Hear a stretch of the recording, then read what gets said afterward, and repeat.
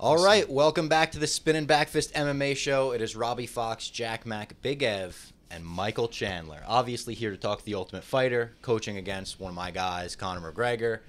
Season 31, what did you make of the whole experience? Obviously starting there of coaching The Ultimate Fighter. From what we've seen so far, it seems like you've very much dove into it head first. Yeah, I immediately, obviously when you get the opportunity, UFC calls you, say, hey, you're gonna do the Ultimate Fighter against Conor, and then you guys are gonna fight.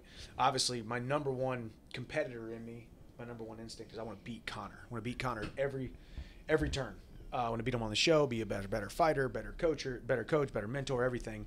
But then I met my guys, and then realized the opportunity that they had, and I was the guy who was in charge of ushering them into, leading them into the greatest second chance they ever could have asked for. So it was a lot of work, to say the least, and it was a lot more work than I thought because I ended up caring way too much.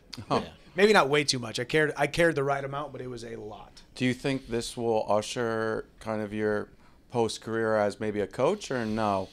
I don't think so, and not to sound, for any other reason, like if I was going to get paid NFL coach money, yeah. Oh, of course, yeah. Or even whatever, insert other professional sport here kind of coach. I mean, there's just, it's not something that I want to dedicate all that time to, be away from my family even more while pouring into somebody else's career instead of mine. But for those 4 weeks, those 5 weeks that we were there, it was a very cool experience. And people always ask, would you do it again? Yes, I would, because of the exposure, because of ESPN and all that. But, it was definitely a tough little run there. Wow. When did you realize it was tough? Like, when did it click in your mind, oh, my God, this is a little bit harder? Maybe more than you signed up for. Yeah. Yeah, I mean, I think it was more, the honeymoon phase of that first week. Right around that second week, I was like, whoa, man, I realize I am pouring so much emotion, so much of my heart and my person into this. That, I'd wake up not feeling rested. I'd go to bed spinning and thinking at night, okay, how do we do this? Or what about this guy's weight cut? Or what about this guy? He said this today. Is he going to be, is he where he needs to be mentally? And then I'd wake up not well rested. Then you got a camera on you at all times. You got a microphone on you at all times. I'm also not just taking care of my coaches, but I'm taking care of my fighters, but I'm also taking care of my coaches, making sure they're well fed, taken care of, and all that kind of stuff. So I think I just tried to please everybody, because I was the guy who had the name on my name was on the back of the jersey, so I took that ownership of it all.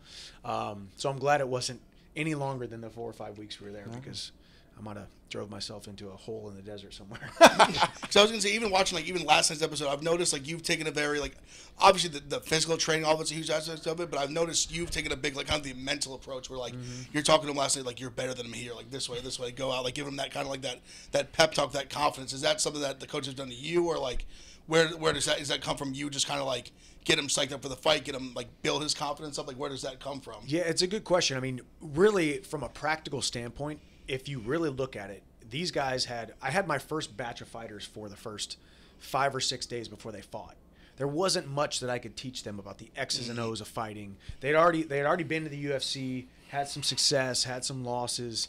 They know how to punch, kick, knee, elbow, wrestle. They know how to do all that stuff. There was little tweaks we could make, but for the most part, I needed to get fighter A believing in himself to be able to step inside that octagon on fight night and be able to win. So I think, number one, I needed to show up as a leader and lead with love and just say, hey, I'm here for you, because they don't care what you know until they know that you care. They didn't care that I was this high-profile guy or this big fighter guy if I wasn't there to meet them at their level, look them in the eye and say, I'm here for you. I'm here to serve you. Yes, it's my name on the back of the jersey. Yeah, my name's on ESPN ticker, and my name is out there, but I'm here to serve you. So it was more them knowing without a shadow of a doubt that I believed in them, because with belief in somebody or somebody's belief in you, it makes you fight outside of yourself, perform outside of yourself. And then, ultimately getting them to win the battle between their ears before they actually stepped inside on fight night. How important would you say the fighting mental game is? Obviously, we hear Yogi Berra has that infamous quote about baseball, 90% of baseball is all mental, the other half is physical or whatever. But obviously, it's baseball, golf, whatnot, they're all confident sports, but you can't really even compare that to baseball or golf, because it's a whole different level. But is that mental game in your head as important as it is in other sports, you would say? I think, yeah, definitely. It's just, it's so much more mental than it is physical because especially at the highest level, you talk about the UFC or you talk about me fighting Conor. I mean, we're within 1 degree of separation away from each other's skill. Yeah. We're both the same size. We're both strong. We're both fast. We can both hit hard. But ultimately, do I step across the line, bite down on the mouthpiece, believing that I'm going to beat you more than you believe that you're going to beat me? And then once you get into the fight and then you get deep into the second round, the third round, the fourth round, fifth round, it's the subconscious belief in yourself that you have been rehearsing and manifesting over and over that carries you into the almost involuntary actions. There's so many times you go back and look at fights and say, wow, I can't believe he did that. And it's like, I wasn't even really thinking. It just happened. Because you said that about the Tony kick, right? Right, yeah, because of the training and also because of my belief in myself to be able to land said technique or to be able to dig deep in those really tough times when your eyes are swollen shut and your nose is broken and you're breathing out of your mouth and you feel like you're going to die. So it's so much more mental. So me knowing that and being able to impart that wisdom on my young fighters, or not necessarily that young, but my guys, was I think the most important aspect of me and my coaching staff. My coaching staff did a phenomenal job of that as well. So, and talking about you fighting Conor, obviously when this season got booked, we knew that at the end of it, there's a fight. Mm-hmm. We didn't know when the fight's going to happen. We still don't know when the fight's going to happen. I think I saw today he's got 2 more days to get in the USADA pool before the end of the year pay-per-view. That'll be the 6 months. When you're actually coaching and filming this, do you think the fight is upcoming? Are you thinking about like X's and O's of that fight? Is that weighing on you mentally as you're trying to coach these fighters, or no? No, not really. I mean, obviously, I knew, we filmed this back in February, March, so I knew we were months and months away. I mean, obviously, the first possibility could have been maybe September or so, right after the fight airs. Because, yes, traditionally, the Ultimate Fighter is 2 guys coaching fighters, and then they fight after the show. A lot of times, it would make a lot of sense from a programming standpoint for us to fight right after the show gets done in August, so we could fight in September. But obviously, timeline and all that stuff. But ultimately, being around him, starting to see how he interacted with his team, us interacting with each other, a little bit of our up and down relationship, the tension that we had. He's a competitor, I'm a competitor. We both want to win, and ultimately we want to beat each other when we actually do fight. But I mean, historically, the ultimate the guys coaching the fighter have historically never not fought. So Conor coming back, I'm the fight. We just don't know when it's going to be. And I know everybody's eager for the answers. Hey, when is the fight going to happen? USADA testing pool, Conor's leg, and all these, Conor's partying, all these different things that people are talking about because people are so interested in him as a character outside of the octagon and also the fighter inside the octagon. So it begs a ton of questions, a lot of speculation, but ultimately I've been in contact with the UFC, talked to Hunter Campbell and Dana White both personally. The fight's happening. They don't even have certain big pay-per-views necessarily announced yet, Yeah. So if you expect our fight maybe November, December, or whatever it may be to be announced already, I think it's a tough ask right now. We're still sitting in June. So ultimately we're fighting. Just got to know when it's going to be. I feel like the fans are making a big deal of his party. Yeah. Like, how do you take that in? Yeah, it's tough because I mean you never want to hear, I can't believe Chandler's waiting around and Conor's never coming back. There's so many people out there saying Conor's never coming back. I mean, Conor is laying a beautiful foundation and narrative right now, calling it the greatest comeback in combat sports history. I mean, guys, he's got a Netflix documentary. McGregor Forever, out. yeah. McGregor it's Forever. Out. You didn't watch it? I haven't seen it yet. You got to. I mean, as his opponent, you would imagine that exactly. you should watch it, right? I'm waiting for my time to sit down and watch it when I'm just by myself and I can kind of analyze it, digest it. But it's great. I'm in episode 4. I know you're kind of. But see, I don't know how much you realize you're in enemy territory right now with this. No, I know. No, I knew he was. I knew Conor was doing the. Was it the Mom's Basement? Yep. Yeah, with you in Vegas. Yeah. I watched that. I saw some clips from it. You guys were drinking. Thanks. Yeah. Drinking a little. I'm not a big drinker, but when in Vegas, he's like, well, you are today. I was wasted by the end of the interview. I was just feeling it. I was like, this is great. Well, now you know how he feels. Yeah, well, yeah. No, he's got strong tolerance. Yeah, He's exactly. strongest. But ultimately, yeah. I mean, there's a lot of speculation. It's just, it's a big fight. I mean, Conor coming back might be one of the most massive events in UFC history over the last 30 years. Him coming back, overcoming the odds of a completely shattered leg. Obviously, all the stuff he's been doing in the media, his companies, and all the different speculation, plus coupling that with, I think, a very tough fight for him to come back against, one of the most entertaining, most kind of violent guys in the sport. So hats off to him for that. But I think we all just need to be patient, take a step back, and, hey, let's enjoy the ride, Do you like this time off? This is probably one of your longest layoffs in your career, right? 100% the longest. Yeah, because, I mean, that's why everyone loves you, because, I mean, you just go out there, and then it's like, oh, my God, Chandler's fighting again when? And then it's like we want to see it, of course, but of course, as fans, we know there needs to be some time off, but this is your longest layoff by far. Yeah, it really is, and there's always the pros and cons of that. Obviously, we're talking about fighting in a cage. You know, my last fight was tough. The fight before that, tough. Every single fight I've fought. Do you have a fight that wasn't tough? No. Oh, the hooker fight. The hooker fight. Yeah, the hooker fight. Thank you. God for the hooker fight. Yeah. That was a good one. That was my intro to the UFC, and then my wife was like, "Okay, this is gonna be easy, sweet." and here we go, fight of the year, fight of the year, yeah. And then broken orbital and face and all this other stuff. Yeah. So, it's something I want to do. I love being active. I'm constantly training. But you also, can't squeeze blood from a turnip. You can't try to force things. You can't. There's so many things that are out of my control.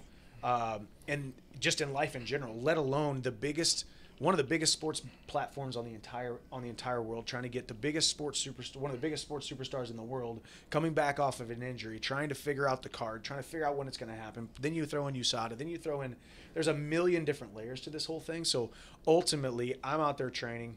I'm out here doing the media. We are building something beautiful right now, painting a masterpiece that will culminate hopefully by the end of the year.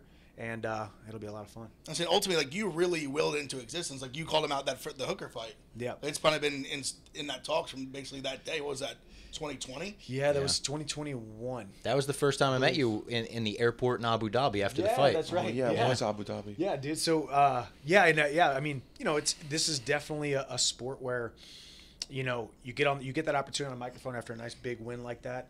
You make your shots, you call your shots. Obviously, back then it was Khabib and it was Conor, and then it's been Conor a couple times. And never waste a good opportunity after you knock somebody out like that. Calling out Conor, and it's just I think it's me and Conor makes so much sense because he is such a big name and there's so many questions, and he's such a great skilled fighter and a great skilled competitor. And you got me who kind of came in, been calling him out since the very beginning, willed it into existence, and.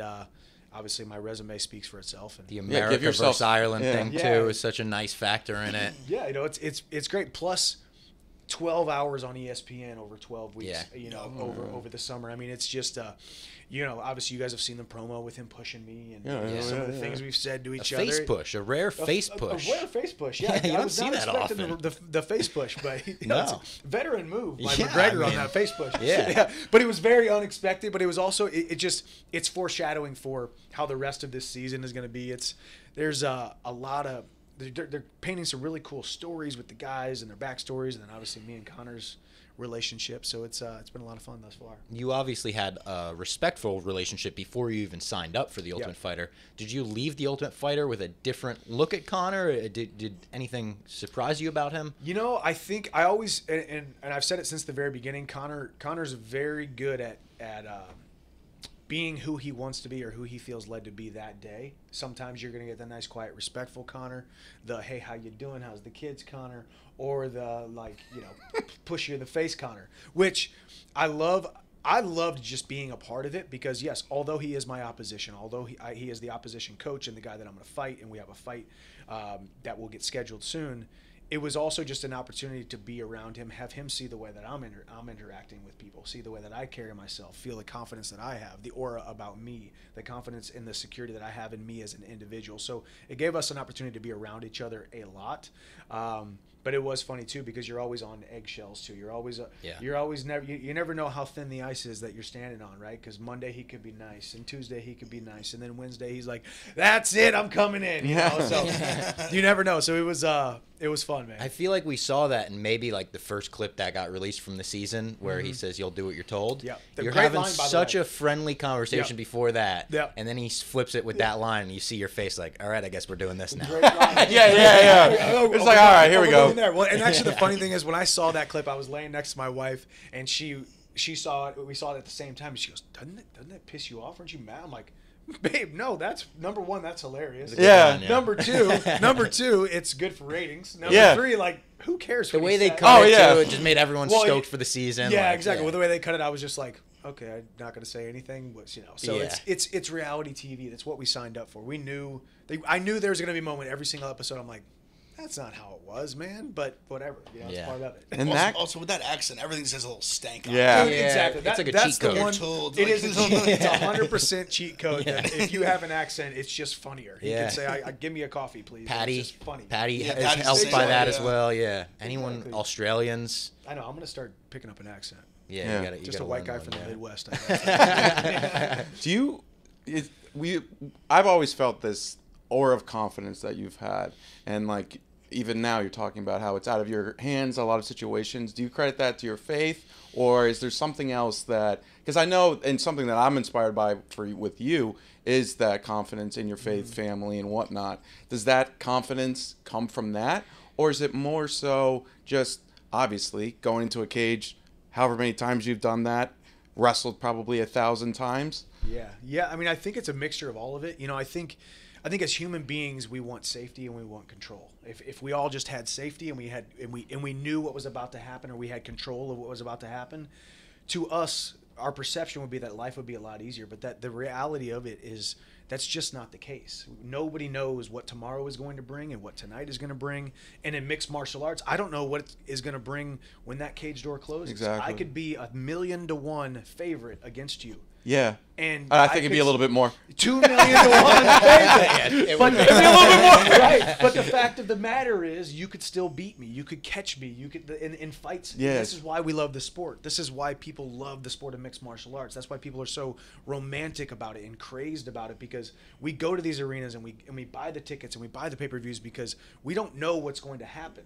It's not like the crescendo or the climax at the end of a movie when you're like, okay, well, I knew he was going to get out of the building without getting hurt. It's fine. You just don't know that in mixed martial arts. But so I think giving up control, and then also I've failed so many times in my life. I thought my career was over when I lost 3 fights in a row, went 688 days without winning a fight.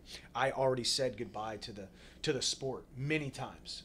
Said goodbye to my skills. Didn't think I was going to make it. Didn't know I was going to be sitting right here with you guys with the biggest opportunity of my life. So once you've already been there, and you've made peace with that, then you realize, well, I step out of the cage, win, lose, or draw, my God still loves me, my family still loves me, and I still love me, and most importantly, I still love me. And that was the hardest part for me to really deal with was I didn't fully accept myself and all the time, or I didn't fully believe in myself. But at some point you get to a point where what can hurt me at this point? Yeah, What can beat me down? I am an indomitable spirit at this point because I've lost so many times, I've failed so many times. So, if this fight did fall through, it's not the end of the world for me. I mean, Don't even put that energy. no, out it's there. not. All right, exactly. But those kind of things, when you say those things are out of your Yeah. control, so then you add to the business side of things, and Hunter Campbell and Dana White and Sean Shelby and these guys trying to make this fight happen at a certain date, at a certain time, at a certain weight with these certain guys. So it's a lot of stuff out of your control. All I can control is the here and now.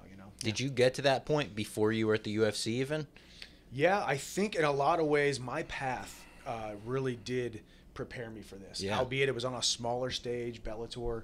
But you were a top guy for years. Yeah, which actually it sounds like an oxymoron or it sounds backwards, but there's so much less pressure now than there was back then because I'm fighting the best guys in the world. I haven't fought anybody who was outside the top 5 or 6 or a legend in the sport since I came into the UFC. Win, lose, or draw, I'm gaining fans, I'm gaining platform, I'm gaining momentum no matter what. But back in Bellator, if I would have lost to a certain amount of those guys that you guys didn't even really know about, that's a tough spot to be in. So, the losses helped me, the failures helped me, the sleepless nights helped me, the injuries helped me, the setbacks helped me, the being written off helped me. All those different things helped me get right here to be sitting with you guys. I would say because I was thinking of a few things. I think even like you said, we were actually at both the fights at the Garden. Obviously, phenomenal fights. Didn't go your way in the scorecards. But like you said, now like your stock definitely went up, no doubt, big time. I hadn't thought about it from the perspective of with the Bellator side. Like you had so much more to lose. So much. But I want to ask this too. So obviously, you talk about like thing planned, not planned, promos. Mm-hmm. How much is that planned? I definitely had to plan a couple of those. That's fair. Even Izzy talked about. Yeah, even Izzy talked about he said he plans his in the shower after this big Pereira when he said he had like a couple that he had drawn up. He went with one of them. Some of DC's best were written. I mean, you have to. Funny thing is, I'm doing Good Morning America tomorrow. You think I haven't already thought about how that conversation might go? And Connor's sitting there in his $30,000 suit, and then whoever's here. Is Connor? You guys are doing it together? Oh, interesting. Oh shit. Yeah. So it's not scripted, so to speak. You don't want to take away the the special moments of these lines being thrown out there, but ultimately, you got to kind of know what you're going to say. Got to come with some ammo. Yeah, in order to be interesting, you have to be interested. You have to understand what you're going to be talking about, who you're going to call out. I mean, I've called out 12 guys so far on Khabib and Conor and Poirier, Oliveira, Gaethje, all these different guys, and they all go in succession. When I said, hey, if Hunter Campbell and Dana White have a momentary lapse of judgment and they give the title shot to someone else, I got one dude on my mind. Yeah, Conor McGregor. Yeah. And here we are. So I probably practice in the shower, mostly in front of the mirror. Okay. Izzy had like a long thing. Laying in bed at night. He said like he's a big shower guy. Like, he prepares all in the shower. He's been in there for 45 minutes. That's what he says he does. Going on That's what he says he does. There was something like tranquil with the water. He just sits there and like thinks about. Wow. He said he thinks about like the fight and like he thinks about what's gonna feel like when he knocks him out and like all. Do you visualize that kind of thing too? Yeah, man. Visualization in this sport, and I think in any aspect of life, is so important, man. You have to be there before you're actually there. And also just giving you the confidence of seeing yourself win increases the self-image. We are what we are and where we are because of what's going on inside of our mind. So the more you can be in control of what's going on inside your mind, or talking to yourself, speaking positive things over your life, willing things into existence, going out on a limb and saying things emphatically and almost prophetically until they happen, it's so important, especially in this sport where you're essentially tied onto a tornado. There's so much chaos happening, so you have to try to be there as much as you possibly can before you actually get there. So going past it, so like say for example, we'll say Ferguson fight, you visualize that now. You literally put a highlight reel knockout into existence. Mm-hmm. Are you able to put into words like the euphoric feeling, like post that? No, you can't, man. I mean, you did 100 backflips. Yeah. Well, you had a ton of stuff going on. I kept looking at the fans, and the fans were like, "Yeah, I don't know, because it was funny. But I was watching the pay-per-view. It was because you're like, wow, because you were seeing you the backflips was incredible. But then there was also, I don't know how much, I'm sure you saw it after, this moment where then Rogan's like, he hasn't moved yet. Yeah, I know. I swear. You're just flipping on that was somewhat of a bad look, but I had no I didn't know you at all for doing that. And really, actually, if you know the rules of mixed martial arts and how commissions work, and I don't mean to defend myself, but you're not really allowed to go over. Yeah, no, a lot of fighters do that, and they get.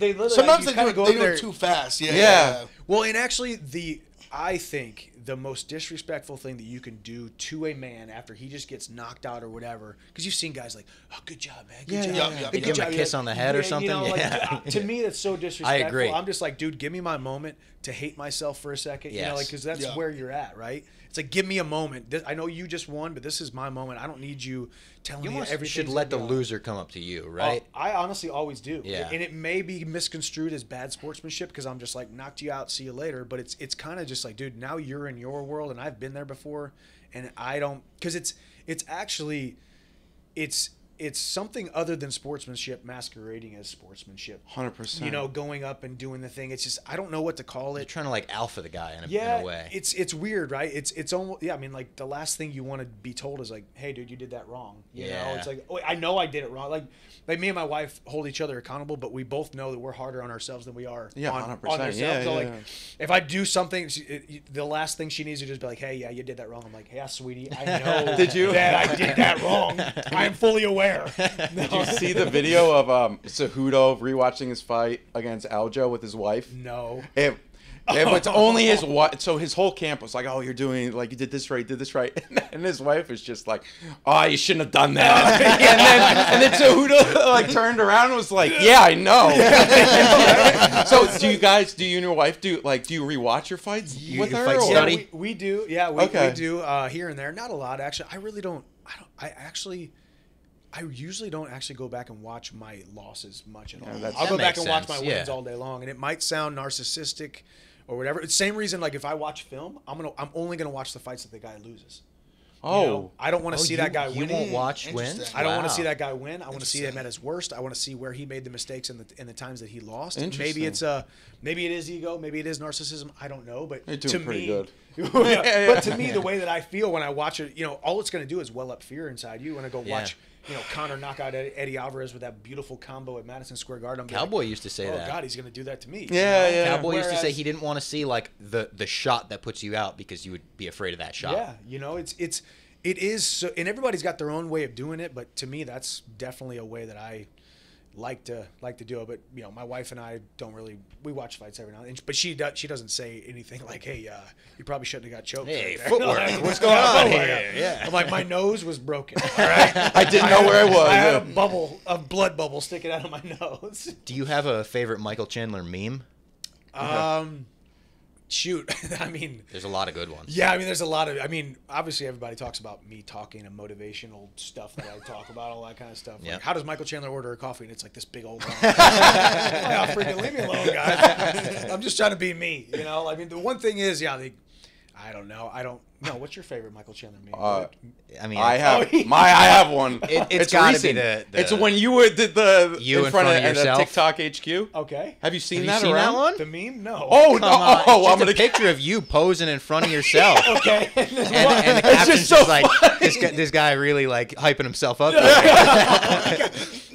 We just did that today. We went to Instagram Meta Facebook Yeah. thing, and they had a big old thing, so I took a picture in front of that too. So yeah, maybe It's not. maybe I'm a It's not Gigi even like Maniac. you posing in front of it. It's you like looking into your own eyes. It's Yeah. almost like the A-Rod picture, him kissing himself in a mirror. I guess I was actually doing that as a joke, kind of, like, I Yeah. guess I'll just stand there like this because that guy is too. The picture's also just perfect because it's like kind of Here it like is. dark lighting too. It's like who took that picture? Wait, he's actually him. So you actually went. I went to the same exact headquarters like a week before, and I know gosh. exactly where you were doing it. And it was like a behind the scenes, like, oh, Yeah. here's someone probably shot on your team. Yeah. And man, I just loved the photo. It was a great awesome. one. Well, yeah. So that was me. Yeah. There's- Wait, he's actually him. that guy looks familiar. Yeah. Who is that guy? That was actually one of my first TikToks that I actually ever made. That wasn't just a repost from Instagram or something. Yeah, getting into the talk game. Yeah, All trying right, to, well, you know. I know you got a couple more interviews to do while you're here. Obviously, Good Morning America. We're gonna have to tune into that. Didn't realize you and Connor together. Yeah. Robin Roberts gonna have to like get in between you guys. Maybe we'll see. No, Michael I mean, Strahan, is he still on that show? I think he is. Yeah, I don't know. I'm pretty sure he is. I think. Yeah, I don't know who the. All we're those doing the third shows block, blend so. together in my mind. Oh, I know, like there's right? like 4 of them, and then it's like they're all on the same, There's but like they're not. GMA 3, GMA 2. So I think we're on GMA 3. If that Gotcha. makes So the sense. afternoon show. Yeah, it's like 10 a.m. or 11 Yeah, a.m. How was Later First one. Take? It was great. It was Was Stephen A on? No, it was someone else this morning. Okay. Yeah. Stephen It A. was lady. ducking you? I think he is. Is he a I think Connor doesn't guy? wanna- He is a Connor guy. He doesn't want to hear me talk about him hitting those mitts.